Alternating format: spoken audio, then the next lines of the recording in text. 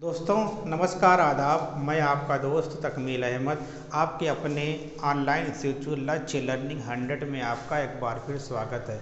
आज मैं फिर आपके सामने हिंदी के एक बेहतरीन टॉपिक के साथ आपके सामने उपस्थित हुआ हूँ। ये एक ऐसा टॉपिक है जो आपको पूरी हिंदी को समझने के लिए बहुत ही इम्पॉर्टेंट रोल प्ले करता है, बहुत ही महत्वपूर्ण रोल अदा करता है। तो आज का हमारा टॉपिक है कि आज का हिंदी में अविकारी शब्द जिसको हम लोग कहते हैं परिवर्तनशील। आज का हमारा टॉपिक क्या है एक बार फिर बता दे रहा हूँ। आज का हमारा टॉपिक है कि अविकारी शब्द परिवर्तनशील। इसके पहले हम लोगों ने क्या पढ़ा, विकारी शब्द के बारे में पढ़ा था, हल्का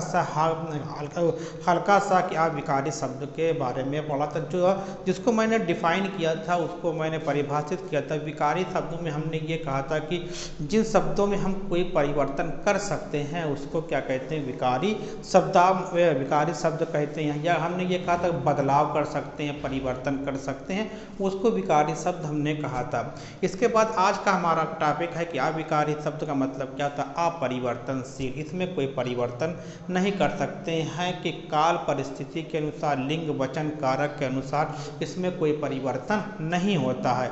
मतलब कि ऐसा शब्द यह है ऐसे शब्द जिसमें लिंग वचन और कारक के अनुसार उसमें कोई परिवर्तन नहीं होता है, उसको क्या कहते हैं, उसको हम लोग क्या कहते हैं कि अविकारी शब्द कहते हैं। अविकारी शब्द को हम लोग अवयव भी कहते हैं। अक्सर क्वेश्चन ये आता है या माइंड में ये कहता है कि अवयव क्या है, तो अवयव का मतलब होता है कि अपरिवर्तनशील या अविकारी। मतलब ये तीनों एक ही शब्द हैं। अविकारी शब्द कहेंगे, अपरिवर्तनशील कहेंगे या अवयव कहेंगे, उसी को क्या करते हैं हम अलग अलग नामों से जानते हैं। तो यहाँ पे हम लोग क्या बात करेंगे, यहाँ पे हम लोग बात करेंगे, देखिए हमने यहाँ पे डेफिनेशन लिखा है कि जिन शब्दों में लिंग वचन कारक, मतलब कि जिन शब्दों में लिंग वचन कारक आदि के कारण कोई परिवर्तन नहीं होता है उसे अविकारी या अवयव शब्द कहते हैं। मतलब कि हमने कहा था कि जिसमें जैसे आज में हम कोई परिवर्तन नहीं कर सकते हैं, उसमें चाहे हम लोग कि लिंग को उसमें क्या बोलते हैं कि स्त्रीलिंग में लिखें या पुल्लिंग में लिखें, तो उसमें कोई आज में आज ही रहेगा। या फिर क्या होगा, वचन क्या मतलब कि एक वचन को बहुवचन बना दो तो भी उसमें कोई परिवर्तन नहीं होगा। कारक में चेंज कर रहे हैं तो भी उसमें कोई परिवर्तन नहीं होते हैं। तो उसको क्या कहते हैं, उसको हम लोग क्या कहते हैं कि अविकारी शब्द या अपरिवर्तनशील या अवयव कहते हैं। अवयव का मतलब होता है, अवयव उस शब्द को कहते हैं जिसमें लिंग वचन कारक आदि के कारण कोई परिवर्तन नहीं होता है, उसी को क्या कहते हैं, उसी को हम लोग अवयव कहते हैं। देखिए यहाँ पे हमने लिखा कि ऐसे शब्द हमेशा अपने मूल रूप में बने रहते हैं। जैसे आज है, आज कल, इसमें क्या होगा, बल्कि है, इसलिए है, इसमें क्या है, क्योंकि, पर, और। इसमें अगर हम और को लिंग में मतलब कोई लिंग चेंज कर दें, उसके वचन में चेंज कर दें, लेकिन और में कोई परिवर्तन नहीं हो सकता है, उसी को हम लोग क्या कहते हैं, उसके मूल रूप में क्या कहते हैं कि ऐसे शब्द हमेशा अपने मूल रूप में बने रहते हैं, उसको क्या कहते हैं, अपरिवर्तनशील या अवयव कहते हैं या अविकारी शब्द कहते हैं।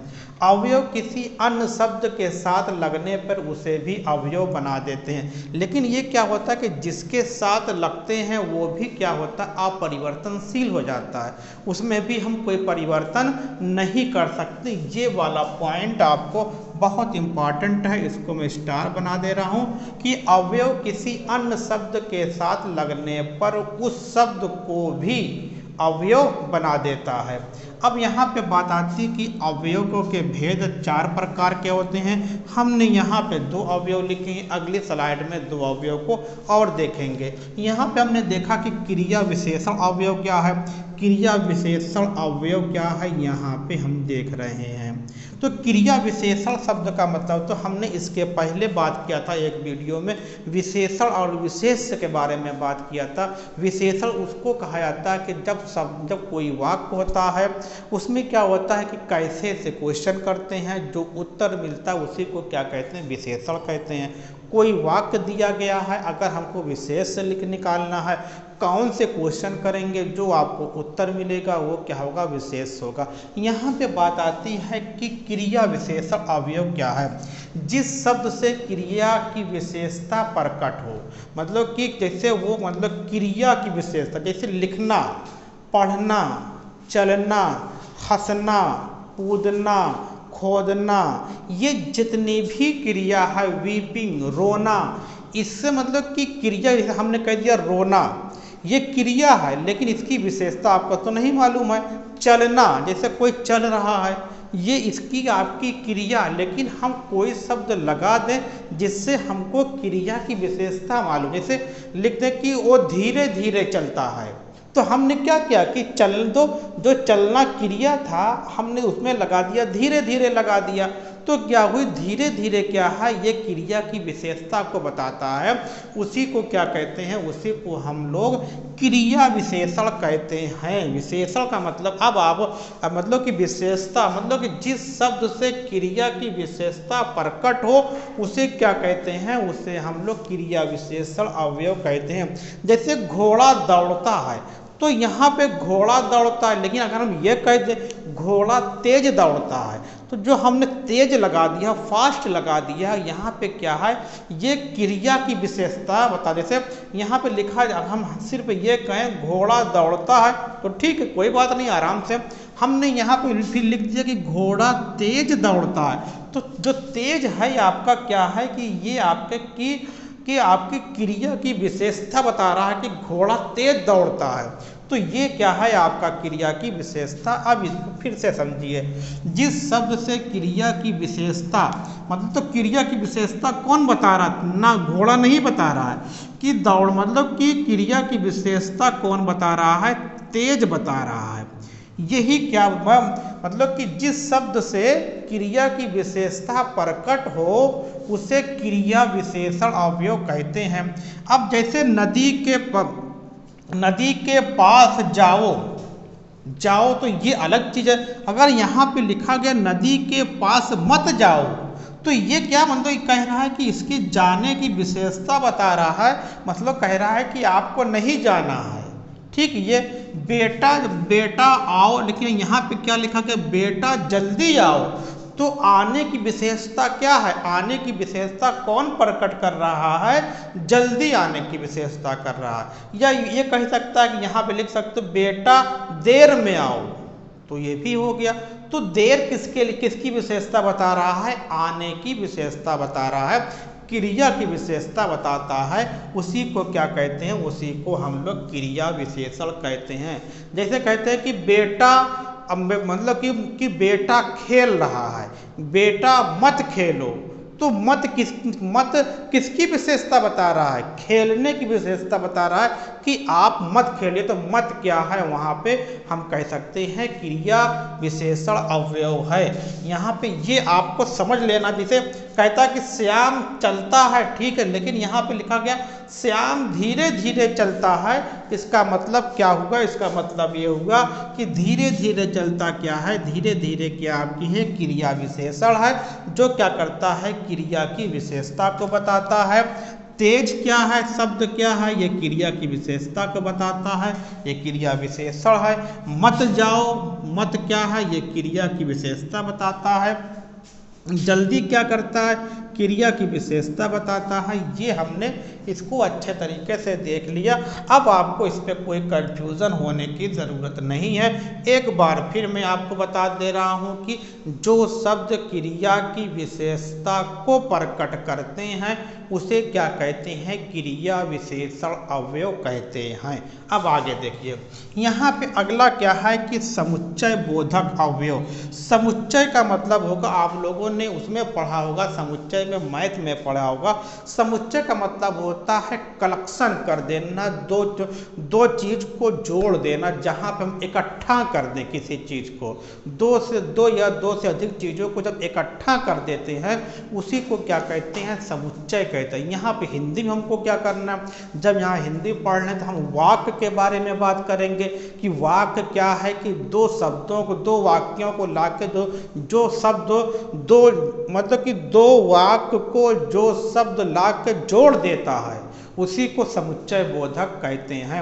जैसे कहते हैं यहाँ पे देखो कि दो वाक्यों को परस्पर जोड़ने वाले शब्द, ये आया ना, जोड़ने वाले शब्द समुच्चय बोधक अवयव कहलाते हैं। या कहे जैसे और, मतलब कि काला और सफेद, तो कौन जोड़ रहा है, और जोड़ रहा है।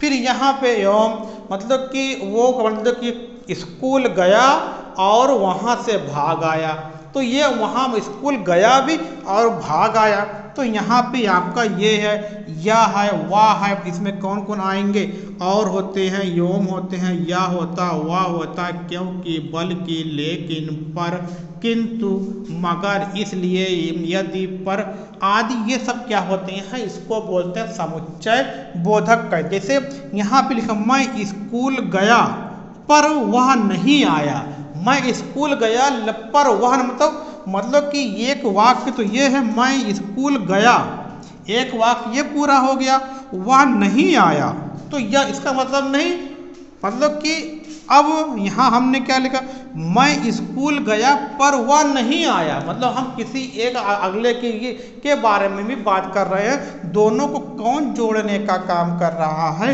पर जोड़ने का काम कर रहा है, तो पर क्या है, यहाँ पर समुच्चय बोधक है। आगे देखिए, वह मेरा भाई नहीं है बल्कि श्याम का भाई है, तो श्याम का भाई है और वह मेरा भाई नहीं है, कौन सा शब्द जोड़ रहा है, बल्कि जोड़ रहा है, तो बल्कि यहाँ पे क्या है, समुच्चय बोधक है। अब देखो, आंधी आई पानी बरसा, यहाँ हमने क्या लिखा है, आंधी आई और पानी बरसा, मतलब कि एक वाक्य ये हो गया और एक वाक्य ये हो गया, दोनों को जोड़ने का काम कौन करता है, और करता है, इसको क्या कहते हैं, समुच्चय बोधक शब्द अवयव कहते हैं। तो आपने दो देखा, क्रिया विशेषण देखा, समुच्चय बोधक देखा, इसका आप स्क्रीनशॉट लीजिए। समुच्चय मतलब होता है कि जो शब्द दो वाक्यों को जोड़ने का काम करता है उसी को हम लोग समुच्चय बोधक कहते हैं। आपने यहाँ पर देख लिया, बल्कि देख लिया, और देख लिया।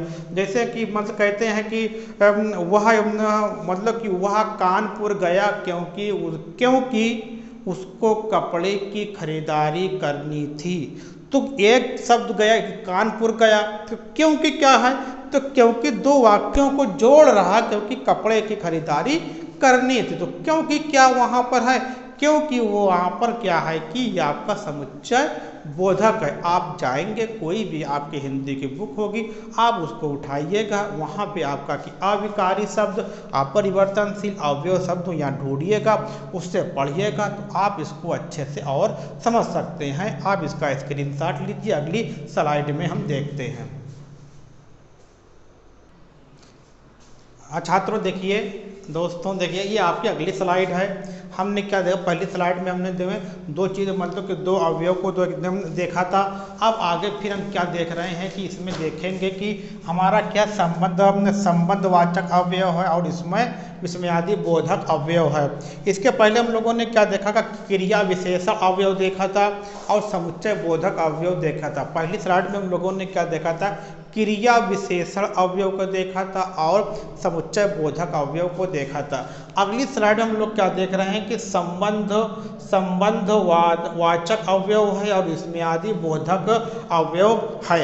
यहाँ पे कहने का मतलब ये है कि मतलब कि संबंध का मतलब होता है कि जो क्या करता है कि जो शब्द संज्ञा के बाद आकर, जो शब्द संज्ञा जानते हैं, स्थान नाम के को क्या कहते, संज्ञा कहते हैं। जो शब्द संज्ञा के बाद आकर उस संज्ञा का संबंध वाक्य के दूसरे शब्द से बताता है, उससे संबंधवाचक अवयव कहते हैं।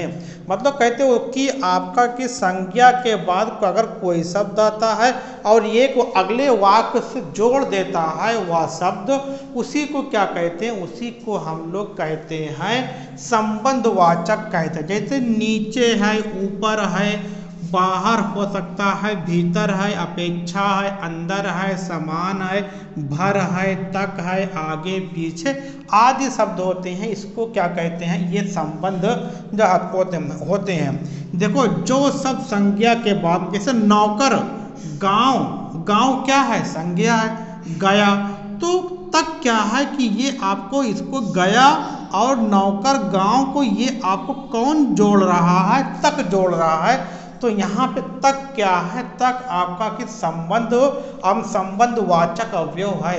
ये क्या करता है कि जो शब्द संज्ञा के बाद आकर संज्ञा का संबंध वाक्य के दूसरे शब्द से, मतलब कि वाक्य एक ही रहेगा लेकिन दूसरे शब्द से वहाँ पर वो जोड़ेगा। जैसे यहाँ पे क्या लिखा है, नौकर गांव, ये भी शब्द है, तो तक क्या करता है, इन दोनों को जोड़ने का काम करता है और कंप्लीट और पूर्ण रूप से एक वाक्य बनाने का काम करता है।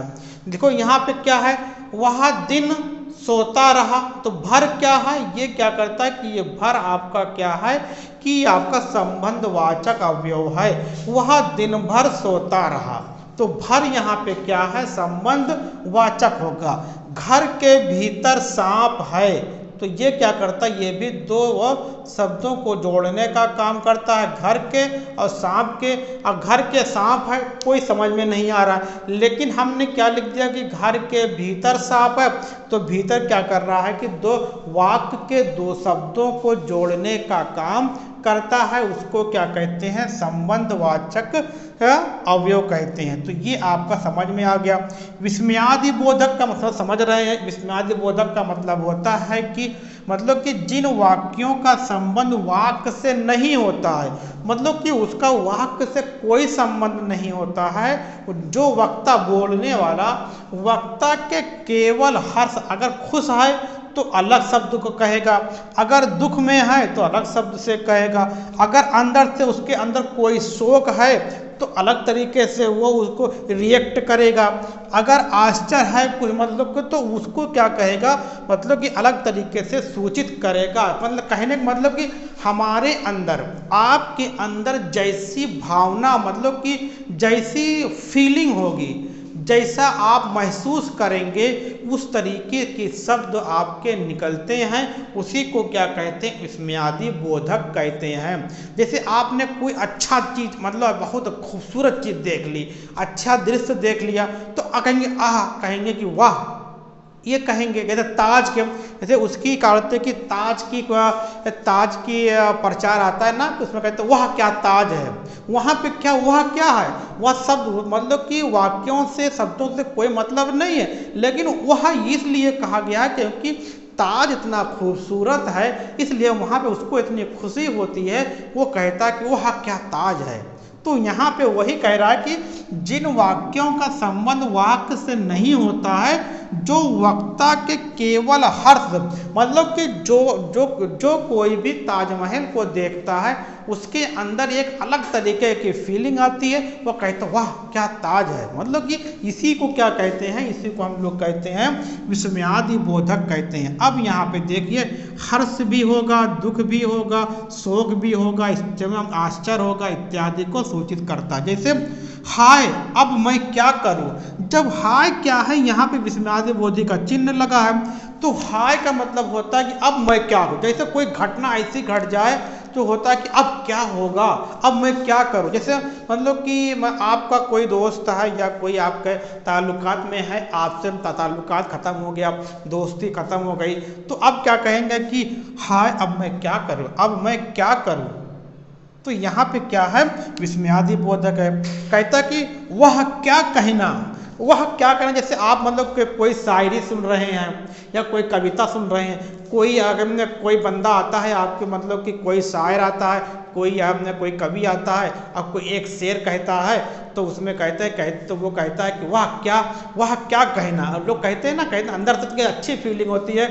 जैसे एक शेर है ना, कि एक शेर कहा गया कि उसमें है कि न जाने किस बात की मुझको सजा देती है, न जाने किस बात की मुझको सजा देती है, मेरी हंसती हुई आंखों को रुला देती है। तो सामने वाला अगर उसको अच्छा लगेगा तो वो ये कहेगा वह क्या बात है, तो वह क्या है यहाँ पे, वह उसके अंदर से एक फीलिंग आई, तो वो क्या होगा, वह क्या बात है, क्या कहना या ये कह सकता है। अब देखो आगे कहता है कि आह कितना सुंदर दृश्य है। जैसे मान लीजिए कि आपका कि जल्दी मतलब कि मौसम आने वाला है, सुहाना सुहाना मौसम शुरू होने वाला, बरसात का मतलब शुरू होगा मौसम, तो क्या होगा मतलब कि प्रकृति के चारों तरफ हरियाली होती है। आप किसी बाग की तरफ निकल जाएं, गांव की तरफ निकल जाएं, तो देखते हैं कि हर तरफ हरा हरा दिखाई पड़ता है। तो वहाँ पे आप क्या कह सकते हैं, आह कितना सुंदर दृश्य है। तो उसको क्या कहते हैं, ये आपका ये वहाँ पे आ निकलेगा। अब आगे देखिए कि अरे तुम्हें इतनी अक्ल नहीं। तो अक्ल का मतलब यहाँ होता है कि माइंड, मतलब कि अक्ल का मतलब होता है बुद्धि होता है। कभी कभी क्वेश्चन ये आता है कि अक्ल कौन से भाषा का शब्द है, तो अक्ल है अरबी भाषा का शब्द। इसको आप लोग एक नोट बना के लिख देंगे, मैं यहाँ पे लिख दे रहा हूँ ये कौन सी भाषा का शब्द है, अरबी भाषा का शब्द है। तो कहते हैं अरे तुम्हें इतनी अक्ल नहीं, तुम्हें इतनी, जैसे माँ बाप अक्सर कहते हैं अरे तुम्हें इतनी अक्ल नहीं, तुम इतना छोटा सा काम नहीं कर सकते हो। तो वहाँ पे अरे क्या है, अरे का मतलब होता है, तो इसका मतलब क्या होता है, एक विस्मयादि बोधक शब्द है। कहते हैं फिर आगे नंबर 3 देखिए, फिर कहता है छी छी यह कितना घृणित कार्य है। जैसे कोई बहुत खराब काम कर देता है, जैसे क्या होता है हमारे देश में क्या होता है कि अक्सर क्या होता है कि मतलब कि बहुत छोटी बच्चियों के साथ 3 साल 4 साल 5 साल 8 साल की बच्चियों के साथ क्या होता है कि बलात्कार होता है। तो वहाँ पे जो क्या कहते हैं छी छी, अरे यह कितना घृणित कार्य है। तो ये क्या है आपका छी छी, क्या है यहाँ पे आपका विस्मयादि बोधक अवयव है। तो ये आपका यहाँ पे देखा कि छी छी यह कितना घृणित कार्य है। तो ये आपने ये देखा कि इस तरीके से हमने क्या देख लिया, अविकार्य शब्द अपरिवर्तनशील अवयव शब्दों को देख लिया। 4 प्रकार के हम लोगों ने देखा, क्रिया विशेषण शब्द अवयव को देखला, फिर समुच्चय बोधक को देखा, फिर नंबर 3 संबंधवाचक अवयव को देखा, विस्मयादि बोधक को देखा। तो इस तरीके से आपने इसको देखा। अब इसका स्क्रीनशॉट ले लीजिए, आगे हम फिर बात करते हैं। तो उम्मीद करता हूं कि आप लोगों ने स्क्रीनशॉट ले लिया होगा, आपको ये सेशन बहुत अच्छा लगा होगा। हमने पूरी कोशिश की है कि आपको इसमें अच्छे से समझ में आ जाए, और हमने अच्छे समझाने की भी कोशिश की है। आपको जहाँ पे कोई कमियां लगती हैं तो कमेंट बॉक्स में हमारे ज़रूर आप उसको बताइए, जिससे हम उस कमियों को दूर करके आपको और बेहतर तरीके से हिंदी के टॉपिक को दे सकें। और एक बार आपसे मैं और कहना चाहता हूँ कि हमारी लेखपाल की ऑनलाइन क्लासेस शुरू हो गई है, पेड क्लासेस। जिनको लेना है वो 9335 004851 पर जाकर व्हाट्सअप कर सकते हैं। आपको तमाम तरह के लेखपाल के विषय में जानकारी प्राप्त हो जाएगी। Okay, thanks.